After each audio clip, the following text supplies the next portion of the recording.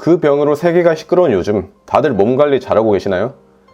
우리나라가 높은 국민성과 우수한 의료 시스템으로 현재는 이제 그 병의 증가폭이 다른 나라에 비해서 월등히 꺾인 모양새입니다. 국민들이 안전의식을 가지고 여러 정책이라던가 캠페인에 잘 따라준 덕분이겠죠. 이 부분은 확실히 다른 나라에 비해서 이제 월등하게 우수하다고 생각합니다. 다른 나라들은 계속하여 증가세가 기하급수적으로 올라가는 반면 우리나라는 그 추이가 꺾이고 있으니 국민으로서 자랑스럽기까지 합니다. 진심으로 현장에서 노력하고 있는 의료업계 분들에게 정말 감사하고 또 응원합니다. 그런데 아주 흥미로운 기사를 하나 봤습니다. 사실 저는 그 병에 대해서 아는 바가 거의 없어서 기술적으로는 할 말이 없습니다. 저는 재료공학 전공자니까요. 또 다른 분들이 워낙 전문적으로 다뤄주셔서 제가 할 것도 없었고요. 그러다가 정부에서 그 병의 백신 투자에 1억 원을 지원한다는 한국경제 기사를 보고 에이씨 무슨 약 개발에 1억 원을 주고 뭐 선동이겠지 이렇게 싶어서 질병관리본부에 직접 확인을 해봤습니다. 편견을 없애드리기 위해서 제가 이제 수치만 보여드리겠습니다. 판단은 여러분의 몫입니다. 지금 제가 보여드릴 것들은 전부 질본, 공고, 공시란에서 다 보실 수 있습니다. 긴급 현안 지정 키워드로 보시면 다 있는 자료입니다. 이 표는 2020년 질본에서 그 병에 대한 연구 개발비와 과제명 그리고 연구기간 등을 표시한 겁니다. 첫 번째, 면역학적 특성 연구. 연구기간은 2년에 연구비는 부가가치세 포함 3억 6천만 원입니다. 두 번째, 후보물질 발굴. 연구기간 2년에 4억 8,800만 원. 세 번째, 효능평가 3,900만 원.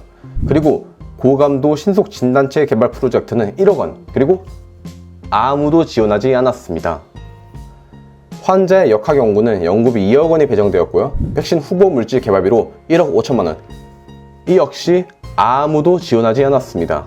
서브유닛 백신 후보 물질 개발비로 1억 원입니다. 저는 반도체를 전공했기 때문에 이 분야에서 이 금액이 타당한 건지에 대해서는 이제 판단이 어려웠습니다. 그런데 제가 알기로 의학 약학 분야는 돈이 수천억, 수조 단위로 깨지면서 연구기간도 십수년이 좋게 걸리는 걸로 알고 있습니다. 그래서 다른 나라의 상황은 어떤가 싶어서 찾아봤습니다. 캐나다의 경우 연구개발비로 한화로 2,400억 원입니다. 유럽의 경우 한화로 1,871억 원, 영국은 약 950억 원을 이미 투자했습니다. 그럼 미국은 어떨까요? 천조국의 위험이 느껴집니다. 한화로 3조 원 정도를 연구개발비에 투자했습니다. 일본은 535억 원, 한국도 있습니다. 한국은 총 10억 원 정도를 치료 백신 개발에 투자하고 12억 원 정도를 진단 키트를 개발하는 데 투자할 계획이라고 외신은 밝힙니다. 저는 한국의 투자 금액이 많은 편이 아닌 것 같은데 어떻게 생각하시나요? 물론 다짜고짜 연구개발비를 과제 하나당 수십억 원씩 배정할 수는 없는 노릇입니다. 잘 알고 있습니다. 예산의 파이는 정해져 있고 그 돈을 쓰는 데에 신중해야 하는 것에는 100번 동의합니다. 그런데 저는 항상 우리나라 과학의 문제점에 대해서 비판을 할 때 너무 적은 예산을 들었죠. 비전공자인 제가 봐도 예산이 너무 적어요. 혹자는 이렇게 말씀하십니다.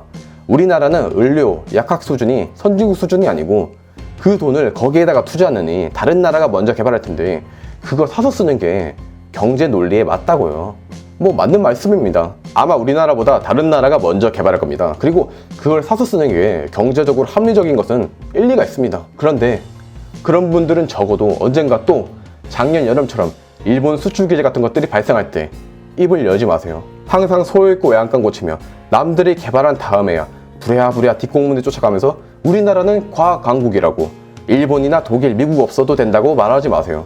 혹여나 나중에 먼저 백신을 개발한 나라가 백신을 터무니없이 비싸게 팔면 뭐 그때가 돼서 야, 왜 우리 연구원들은 백신 개발 안 하고 있었냐고 욕하지 마세요.